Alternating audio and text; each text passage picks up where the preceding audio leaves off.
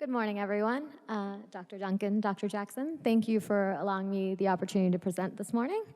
I'll be presenting on the potential clinical utility of real-time tissue perfusion quantification using laparoscopic laser speckle contrast imaging and the differential responses to arterial and venous occlusion in a porcine intestinal model.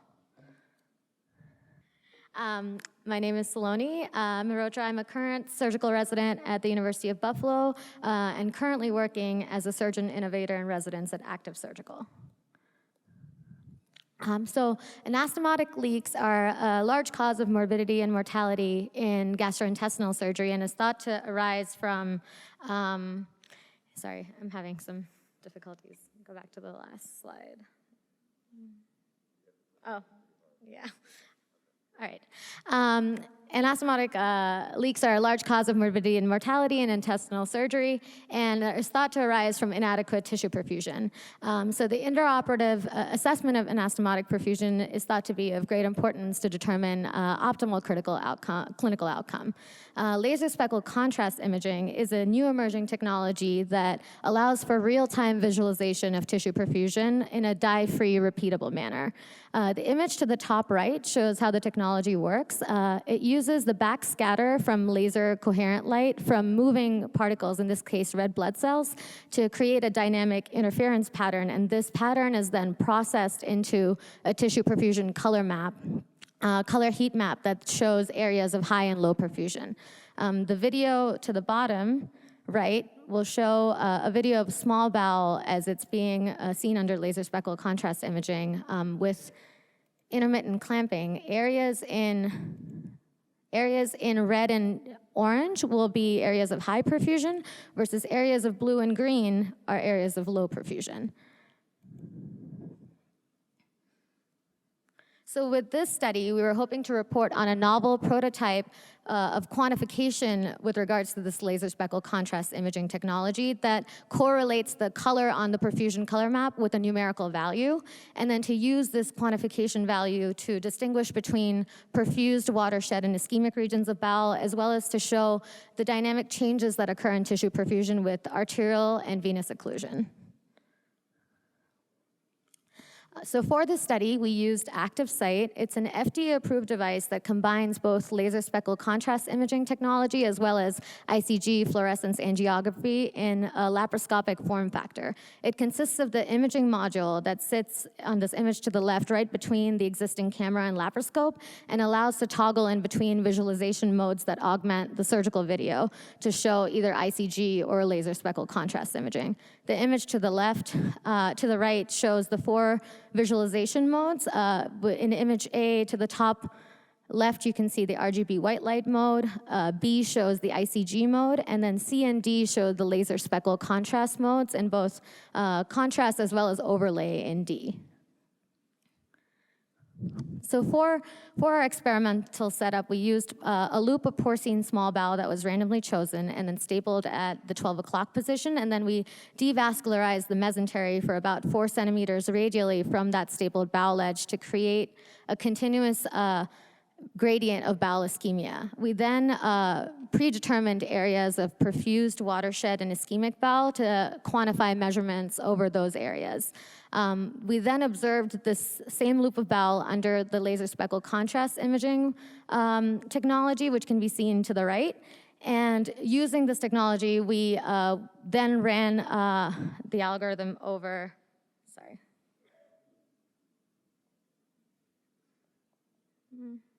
Okay. Sure why that screen is stuck. We then tried to quantify those specific regions over over conditions of no occlusion, and then progressive arterial occlusion via clamping of the proximal aorta and venous occlusion via clamping of the portal vein. The images were then post-processed and computational algorithms were run to see the quantification over those specific areas under those conditions. The mean arterial pressure was measured the whole time using an iliac arterial line, and statistical testing was done using ANOVA and t-test. So the image to the right shows, again, the repeat of the experimental model. Here, A, B, and C are the labeled areas of perfused watershed and ischemic bowel, and D shows our positive control of the mesenteric blood vessel, and E shows a negative control of the avascular mesentery. The image to the bottom just shows the laser contrast image of the same loop of bowel, which we then use to quantify values. The box scatter plot to the left on the x-axis shows the various regions of bowel that we were trying to measure quantification over. Red, yellow, and blue indicate perfused watershed and ischemic bowel, and light red and light blue indicate positive and negative controls on the mesentery and the avascular mesentery. This box scatter plot shows us that the positive control was not statistically different from the perfused bowel, and the negative control was not statistically different from the ischemic bowel in terms of comparing relative perfusion values on the y-axis. Additionally, with the laser speckle contrast imaging technology, we were able to distinguish between perfused, ischemic, and watershed bowel significantly, as the mean perfusion values over perfused bowel in red were around 100%, around watershed bowel were around 58%, and then the ischemic bowel was around 0%. With progressive aortic occlusion, we were able to see that the mean arterial pressures dropped, and in addition to the drop in the mean arterial pressures, we were able to see a difference in the perfusion color map, as well as the drop in the perfusion values over the regions of the bowel. This is a small video clip showing how the bowel reacted to changes in aortic occlusion. Sorry.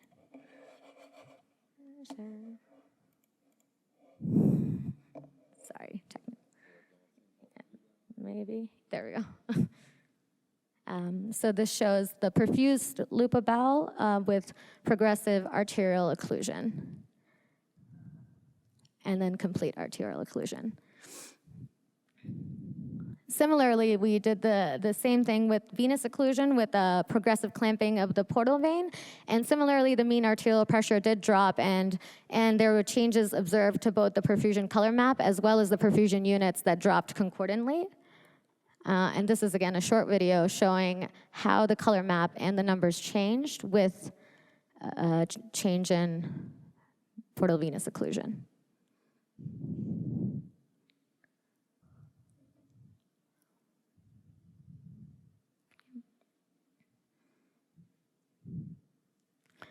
So the graph to the right shows the relationship between the relative perfusion units that we're measuring and the mean arterial pressure as we perform this aortic and venous occlusion. The x-axis shows the mean arterial pressure, and the y-axis shows the relative perfusion units. The lines in red indicate how the aortic bowel responded with aortic occlusion, and the blue lines indicate how the bowel responded with venous occlusion. The bolded lines are the perfused segments of bowel versus the dashed lines are the watershed segments of bowel. As you can see, both with aortic and venous occlusion, there was a strong linear correlation in between how the perfusion units responded to changes in mean arterial pressure. With the perfused segments of bowel, with aortic occlusion, there was a correlation coefficient of 0.96, and with the venous occlusion, there was a correlation coefficient of 0.86 for the perfused segment itself. So as you can see, as the maps dropped with aortic and venous occlusion, the relative perfusion units dropped concordantly, and specifically with the venous occlusion, we were able to see a much more sensitive change, as a small change in map resulted in a large change in the relative perfusion units. So in conclusion, we were able to report this novel prototype of laser speckle contrast imaging that is able to correlate a color on the map with a specific numerical value, and that value is able to distinguish between perfused watershed and ischemic bowel. Additionally, we were able to report changes, real-time changes with aortic and venous occlusion and sensitivity to those changes, and to make this technology distinct from what currently exists, we were able to sensitively tell changes with venous outflow obstruction, and this distinction may help it serve as a real-time dye-free tool for anastomotic assessment moving forward. Thank you, everyone, and I'll take any questions.